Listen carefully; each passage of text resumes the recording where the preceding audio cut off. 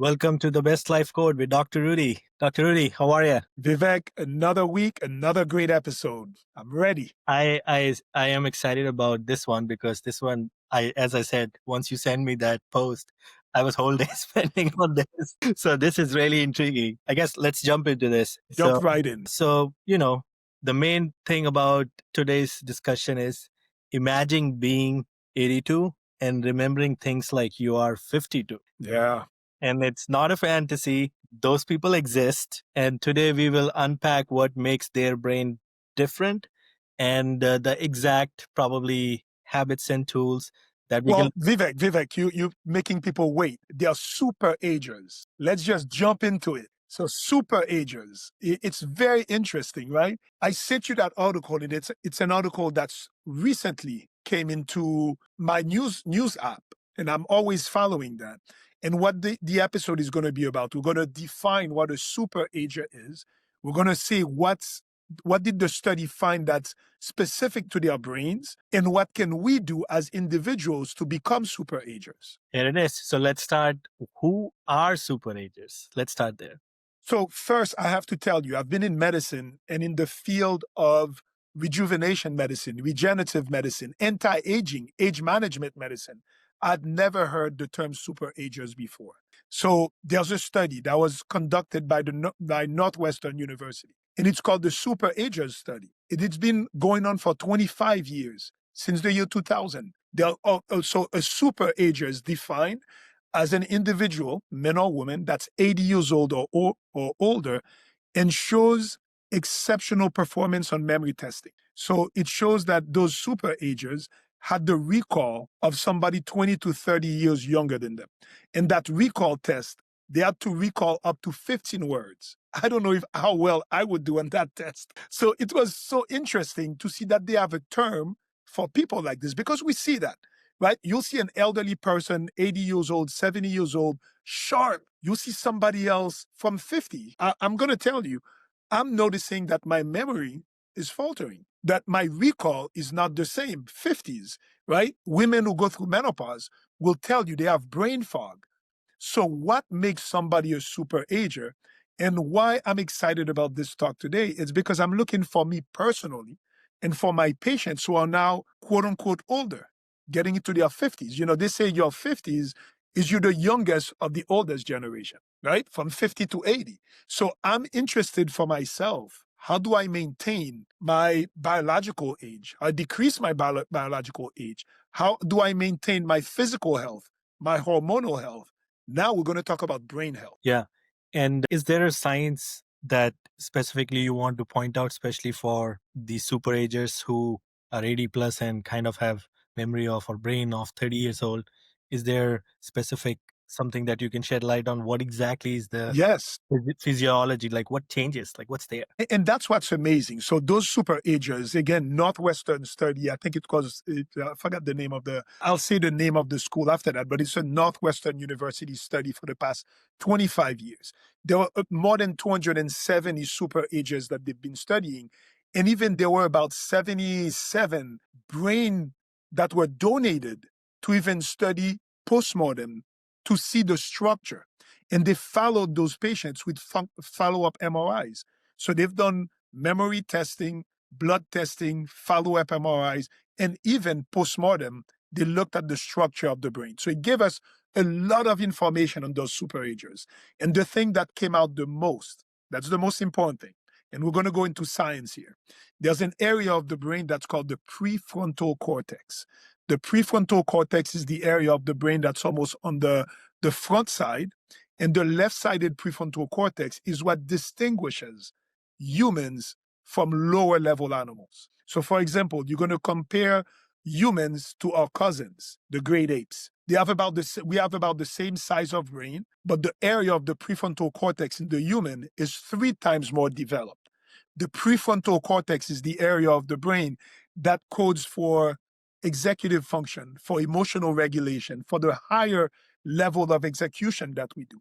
That's what differentiates a human brain to other species. For example, whales and dolphins tend to have bigger brains than humans. So they are bigger, they weigh more, but the area of the prefrontal cortex in the humans is the most developed. And compared to whales and dolphins, it's developed differently.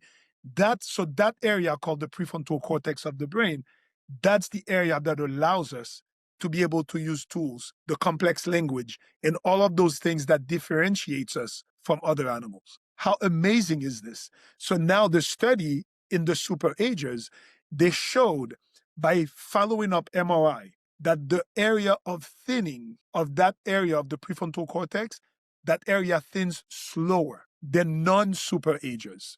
And it makes sense. Think about the prefrontal cortex almost as in a garden, the soil and the roots. The more soil you have, the better it is for your plants. If the soil thins, your plants don't grow as well. The prefrontal cortex is like this. It's the area that allows for all of those complex reactions in the brain. And what the Superagers study showed is, as we age, everything gets thinner, gets smaller. We lose nerve connections and nerve cells. And as we age, it's been shown that it's called the cortical thickness gets thinner and thinner, that area, the prefrontal cortex. Well, the follow-up MRI in that study showed that superagers had a slower decline of the cortical thickness in that area. For normal people, the control group, they would have a decrease in that cortical area of about 2.24% over that time. For the superagers, it was 1.06%. So a significant decrease in how thin and how quickly that area of the brain thins versus non-superagers. So now we can, based on that study, we can put a direct link between how thick your prefrontal cortex is tied to how well your memory and your cognition remains. So what does that leave us? How do you maintain the thickness in that area of the prefrontal cortex? That's what this study is showing us. So now we can almost answer questions. Why is this person aging so much better than this other one? Why is their memory so preserved versus this other one, right? Is it genetics? Is it lifestyle? It's a combination of both, but now we have a marker that we can follow. And is this thickness that, of course, that thickness matters for the cortical, but is it like you have to do it at certain age itself, or it can be maintained, or let's say at any age? So what's interesting with that study is that it answers some questions, but it still leaves a lot of questions unanswered. So, since I started using that transcranial magnetic stimulation at my office, I've taken a really deep interest in neuroscience and study of the brain. And there's a great neuroscientist called Stephen Rose, and he recently passed. He was based in the UK. And I love in his book what he said: we just don't know. There's a lot of things we don't know about the brain. But the research and the new studies are starting to connect the dots. So because we've had that superager study for 25 years and the amount of data that came out of this, we may not be able to answer all of the questions, but we can pretty confidently say that as we age, our cortex thins, gets smaller. And the smaller it gets and the quicker it becomes thin, the worse it is for your cognition. And the people that we see maintain better thickness of their cortex maintain better cognition. We're going to go later into what helps you maintain that, but we can say that with pretty good confidence. When do we start losing that the thickness of the cortex starts going down? We can answer that. That's brain aging. The same way, like we try to see your biological age. How much are your organs aging? Now there's tests to see how much is your heart aging, how much are your bones aging, because you can have your chronological age. We're trying to measure biological age. And a lot of the testing for biological age, it's something called methylation. We see how your DNA is able to be transcribed. Now we have a measure for the brain. And we've always talked about this, Vivek, I'm much older than you. I'm 55. I'm considering I'm getting older. What do I want to maintain? I want to maintain my muscle mass. I want to maintain my health. But I also, even more important than anything, I want to maintain my brain health, my cognition, my memory. Before, we didn't even have a marker for this. We're just hoping that if I exercise and do all this, I'm hoping that my brain and my memory and my cognition remain well. Now we have a marker that we can follow by MRI, that we can see who has more tendency to develop cognitive dysfunction. And then now we're going to segue into what is associated with a thicker cortex. And that's when we're going to talk again about neuroplasticity. We've talked about this in our previous episodes when we did the brain and TMS and even psychedelics. Neuroplasticity is the ability of the brain to adapt, to form new connections, and to continue to grow as we age. That's the amazing property of the brain. Because as we age, you think of something like our muscles, right? We develop what is called sarcopenia. We're losing muscle cells. Well, thank God. If you keep working out your muscles and you give it the right amount of protein, you can grow back muscle cells and they get bigger. As we age, we develop osteopenia, where our bone cells decrease, our bone mass decreases. If you exercise and you give your body the right substrate, you can increase bone mass. Well, it's the same thing that's happening for our brain. As we age, we lose brain cells, we lose the thickness of our cortex, and that correlates with brain aging and poor cognition. What can we do? That's what is called neuroplasticity. The brain still has that ability to form new connections, to adapt, to learn new skills at any point. You just have to give it the right stimulus, the right substrates. So neuroplasticity to me has become the buzzword of the anti-aging world. Because what is the use of maintaining great physical health if you don't have good brain health? Yeah. And you mentioned the soil. I want to talk about the fertilizer for the brain. Yes. So going back to something we have also discussed previously, the BDNF, right? Why is everyone calling it the miracle grow for neurons? Can you go into that and explain us? So BDNF is the most important molecule in the body that we don't talk about. In our previous episode on TMS, we talked about this. BDNF stands for brain-derived neurotrophic factor. It is secreted in the brain at the whole body. And basically what it does, it helps your nerve cells grow more connections. It's basically, the way to think about it, it's called the fertilizer, miracle grow for nerve cells. So we're going to continue with the same image of the soil in the garden, right? To have beautiful plants, you need good, rich soil. The thicker, the better. That's the prefrontal cortex. And then you need to give it the right fertilizer. That's BDNF. The higher your BDNF, and that's been proven by study, the better your cognition, the better your mood, the better your memory. The lower your BDNF, it's the opposite. Less memory, more mood issues. Actually, depression is associated with lower BDNF levels, less recall, less cognitive function. So what do we want as we age? We want to maintain our cortical thickness of the prefrontal cortex, and we want to increase our BDNF. The bad thing with BDNF, there's not a measurement for it. Actually, there's a way to measure blood levels of BDNF, but they do that mostly in clinical studies. I've never ordered BDNF on a patient. And one thing we've noticed is that it doesn't really correlate the blood levels of BDNF versus the brain levels of BDNF. So it's something we're just starting to understand. But as we're talking about all different hormones, right? We talk on this podcast a lot about testosterone, about estrogen, about insulin, about GLP-1. BDNF should be something that becomes a household name, because BDNF is important for our brain, and the brain is the CEO of the body. I love that. And about BDNF, right? So how do you protect it? What are the things that actually causes it to deplete? Can you talk about those things too, please? Definitely. And again, that's where clinical research is in abundance to know. Because now that we've established for brain health, you want to maintain and enhance neuroplasticity by increasing your BDNF level. So the next question is, how do you increase your BDNF levels? And there's a lot of great studies about this. And it goes back to all kinds of things we always talk about. The basics, the pillars of health. Number one, nutrition. The better you eat whole foods, the better it is. Actually, even the Mediterranean diet, because it is rich in omega-3, DHA, and EPA type of fats, is better not only for the heart, also for the brain. So nutrition, sleep, deep sleep, recovery, associated with better cognitive function, better BDNF level. Exercise, especially when it comes to resistance training, high intensity interval training, those have been shown also to increase BDNF. So when somebody asks me, what should I do for BDNF? Before we go into some fancy ways of increasing it, we go back to the basics: sleep, nutrition, exercise. Isn't that amazing that we always come back to this? Every time. Right? I wish, for me, a doctor with my prescription pad, that's what I should start prescribing. I do it with my patients, but I should have it on a piece of paper because it makes it more real for a patient. Improve your nutrition, make sure you get enough sleep and good quality sleep, and make sure you exercise and you do resistance training.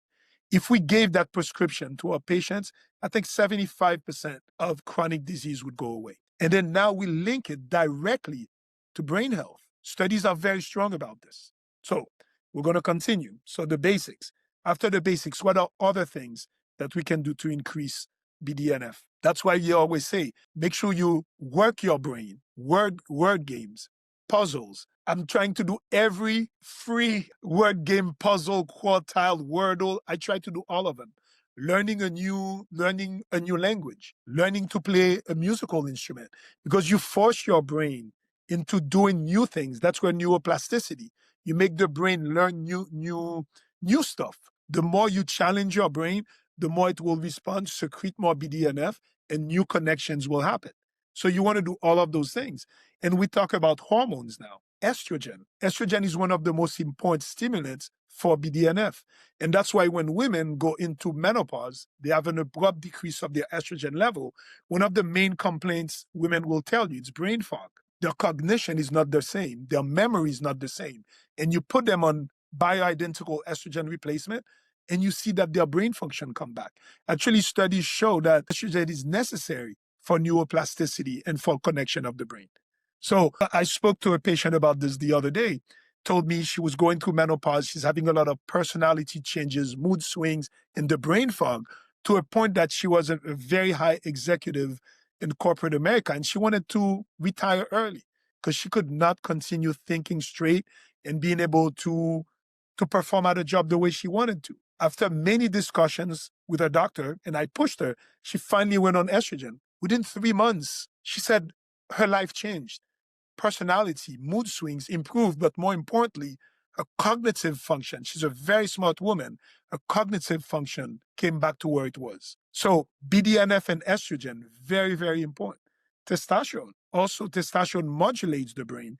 And when you think about men and neuroplasticity, men don't make a lot of estrogen. Most of the estrogen for men comes from the conversion of testosterone to estrogen. It's called aromatization. Testosterone turns into estrogen.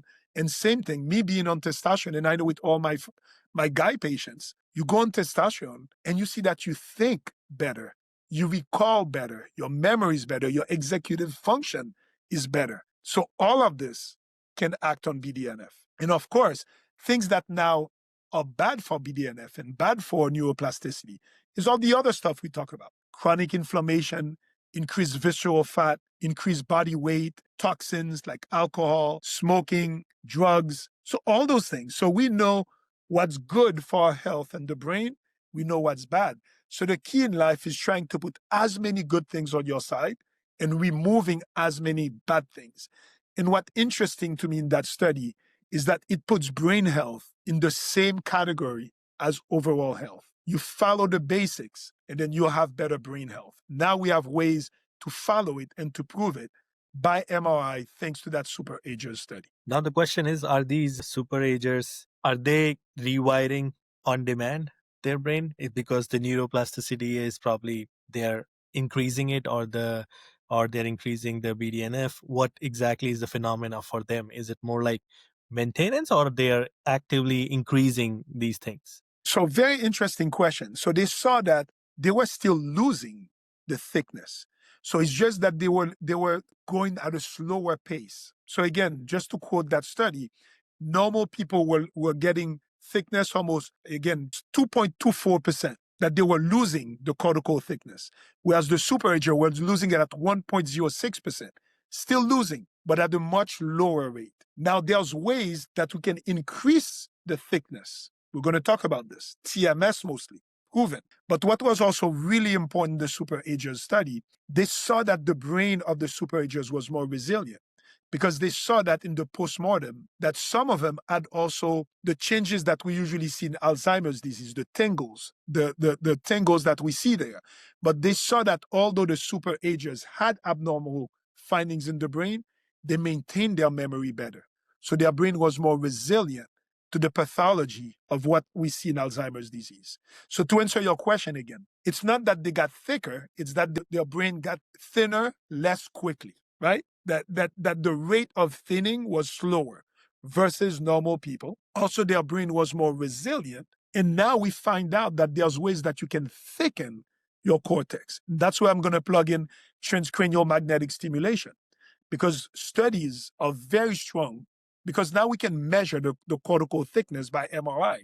And they've done studies even within 4 to 6 weeks of doing transcranial magnetic stimulation, TMS, which is when you apply that electromagnetic field to that area of the brain called the prefrontal cortex.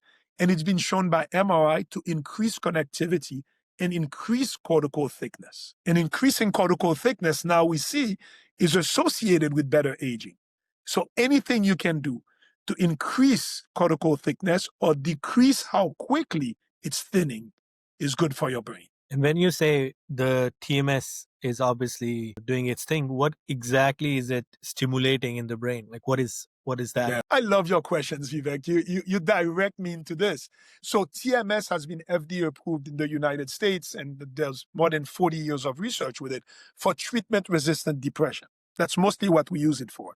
And the studies show that how it alleviates depression, and those are resistant treatment depression, is that it increases BDNF in that prefrontal cortex area. So the way to increase BDNF is everything else we said. TMS is also another way to increase that. Actually, I'm going to say something else. Psychedelics are also a way to quickly increase BDNF and engage neuroplasticity. So the medication we've talked about is ketamine, and the FDA-approved ketamine is called Spravato. It's an intranasal application of ketamine, S-ketamine, that you put with a spray through your nose. And what it's been shown to do by MRI and by studies is that it increases neuroplasticity, increases BDNF in those areas of the brain. So now we have studies, and again, remember, that Spravato, the intranasal S-ketamine, is FDA approved for treatment-resistant depression, because the results of patients suffering depression were so marked that the FDA approved it, because it works. And I have a clinic where we use that. You should see the results we're getting with those patients. Now, when you go to the mechanism of action, it is everything we were talking about. Ketamine induces a rapid increase of BDNF in those areas of the brain. Actually, Spravato has just gotten the FDA approval to help patients with acute suicidal thoughts because of the rapid increase in BDNF. How amazing is this? And I had a patient at my clinic that had this. It was a young man, 20 years old, that had acute suicidal ideation. He said he no longer wanted to stay on this earth. His mom had to quit her job to stay with him. Failed all the other antidepressants. She had to be with him 24 hours. Went and did ketamine, Spravato. Within 24 hours, the suicidal thoughts were gone. I witnessed this. I still have goosebumps when I talk about this. And people may say this is a one-off. No, it gained FDA approval for major depressive disorder with suicide thoughts. If it didn't work that quickly, it would not have passed FDA approval. And then when we look at the mechanism of action, what we think, again, to quote Stephen Rose, the great neuroscientist, we just don't know. But the study is starting to point. And the one thing that Spravato or ketamine does is that it quickly increases BDNF very quickly. It seems like it's almost one of the fastest way to increase BDNF. And it translates into better mood, less suicidal thoughts. So those are for those patients who have depression. The way I'm looking at it, somebody like me, how do we increase BDNF even if I don't have depression, even if I don't have suicidal thoughts? Now we see that BDNF, cortical thickness, is good for superagers. I want to be a superager. I want you to be a superager, Vivek. I want that in 30 years, 40 years, me and you can still do this and still operate in our brain at that level. What does it take? Maintain your brain health, care about your BDNF. How do you do this? You go back to the basics: nutrition, sleep, exercise, the right supplements. And then now if you want to go further, consider TMS. There's a lot of emerging theory about microdosing, psychedelics. So the era of brain health is just starting. And I'm excited to be now going into the neuroscience field, because I see that, looking at me specifically, I'm going to maintain my muscle mass. I'm going to maintain my biological age. I'm going to maintain my bone mass, but I also want to maintain my brain health, my cortical thickness of my prefrontal cortex. Would it be a fair statement to say that, especially for these superagers, they don't have, I would say, like any depression for that matter, to have that kind of super aging phenomena? Would it be a right inference based on this? So very, very interesting that you talk about this. And I love this. One of the things that they noticed with superagers is that they were much more social. They had a lot of deep connections. And if now we link it back to the blue zone studies, what did the blue zones tell us? Is that deep connections and social connections are a sign of long life. We also saw that in superagers. So what does that mean for us? Make sure you maintain deep connections, social connections, have fun, laugh. You know, I'm also the medical director of a nursing home in the Miami area. And it's so sad sometimes to see some of the adults, some of the older people they put and bring there. The family doesn't come and visit. They're isolated.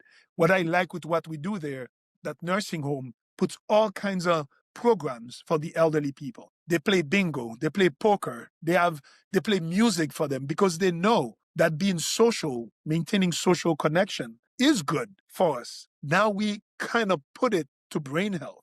So there was an area of the brain, we're going to go deep into the neuroscience.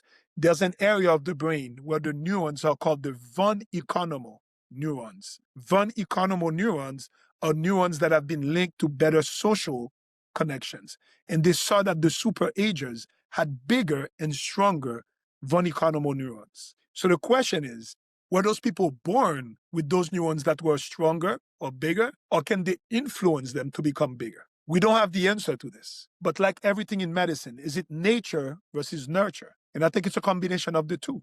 There's people who are naturally more social, naturally maintain deep connections. And if you're like this, I encourage, I tend to be like this.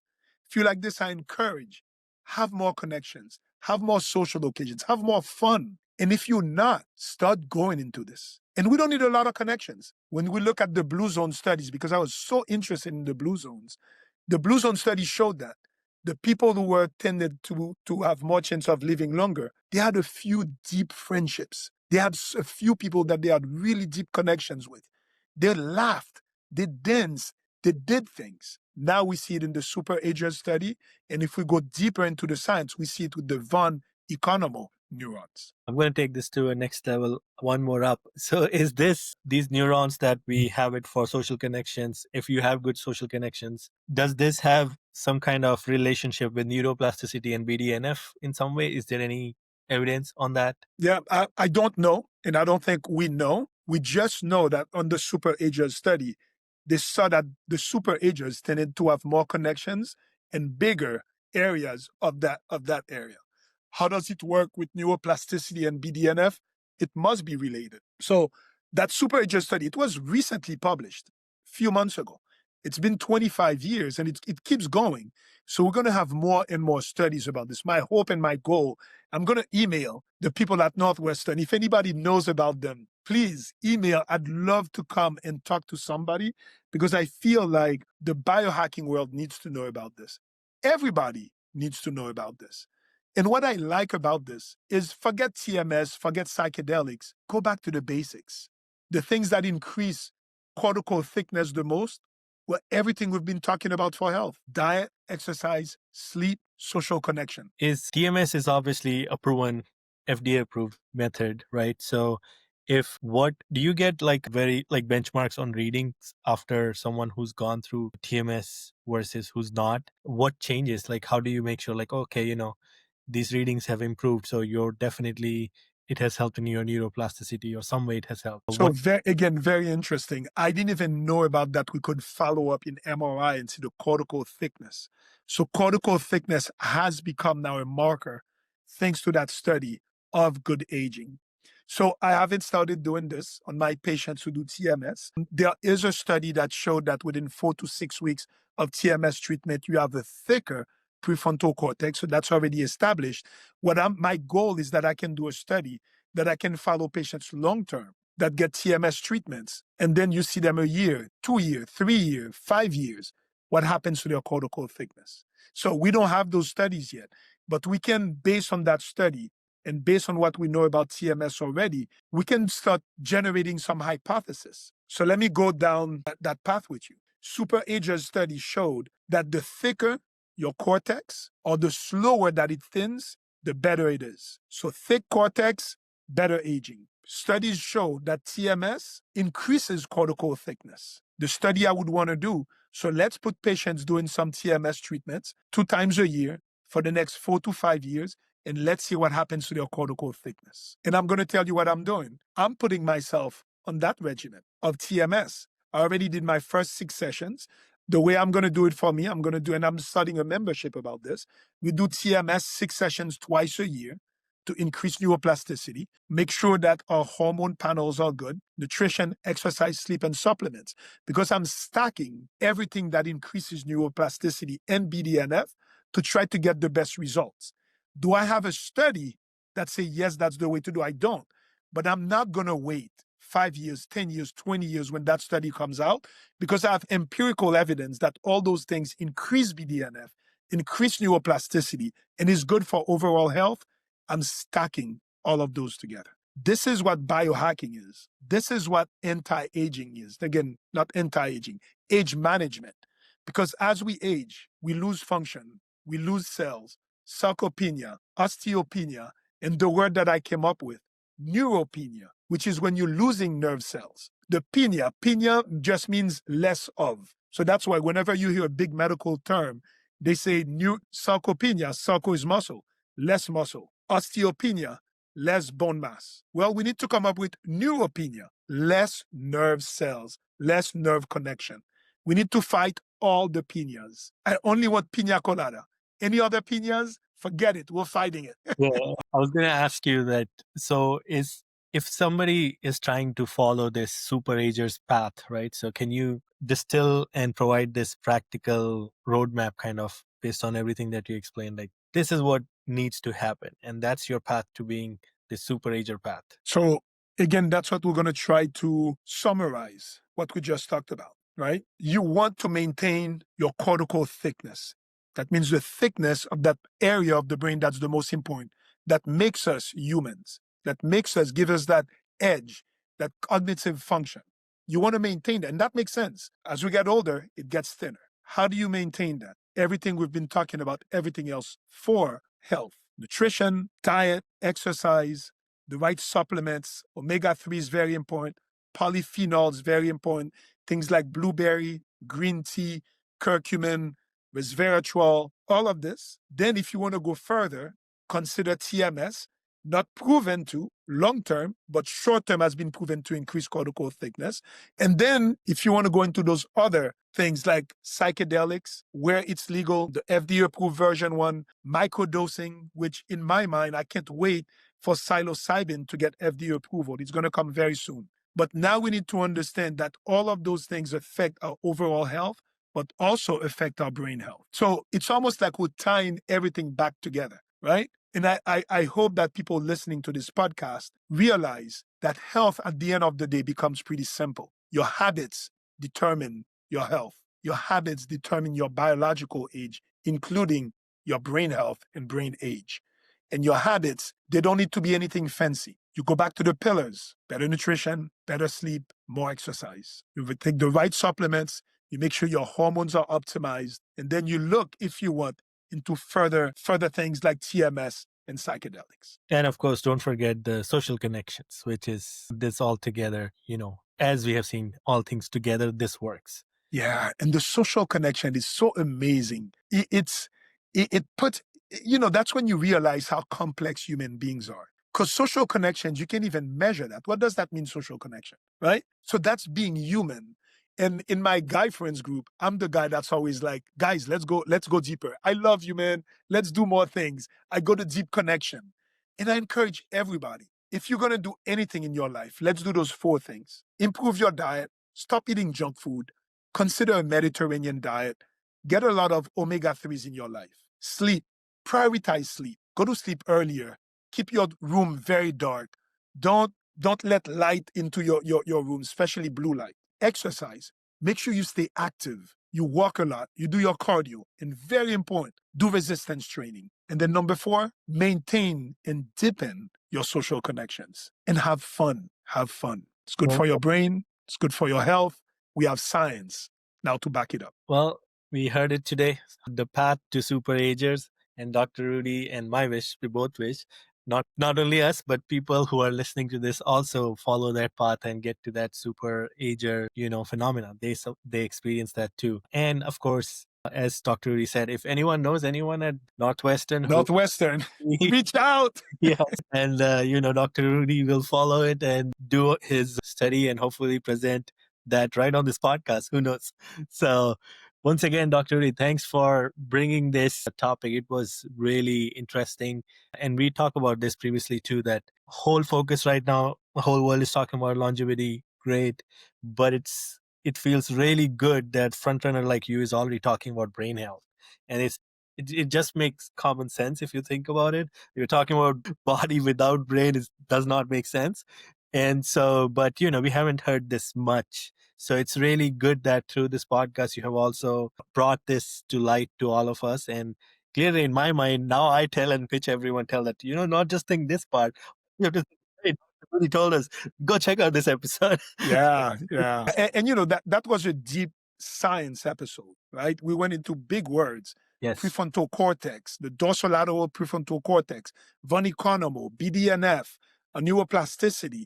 So, our goal, Vivek, is to try to make those difficult subjects very easily understandable, but it's still science, right? And I'm still very science-based. I like evidence-based. I like empirical training, but I need science. And for everybody listening, our goal is to make it understandable and actionable. So people listening to this will be like, oh, that makes sense. I may not remember all those big words he said, but I want to think about my brain health. If anybody's going to come up with anything out here, I want them to start thinking about BDNF. Wouldn't we want super grow, like the fertilizer miracle grow for our brain? How amazing in this. So in school, I'm going to tell you, I don't remember ever learning about BDNF. And how important is this? We need to care about our BDNF the same way we need to care about our insulin level, our blood sugar, our blood pressure, hormone levels. BDNF, I think in the future, is going to be something that everybody's going to talk about. Hopefully we find a way to measure it, but more importantly, how do you increase it? And we've given very actionable and fun ways to increase your BDNF. There you go. And once again, Dr. Rudy, fantastic episode. A lot of science, but very useful. And like we said, our focus is to simplify science for it. And I always say, like, if I understand, people will understand. I'm the fool here to make and simplify stuff. So thank you so much. It's been great. Appreciate you taking time and demystifying this topic for us. Thank you. Thank you. This was a great one. Until the next episode.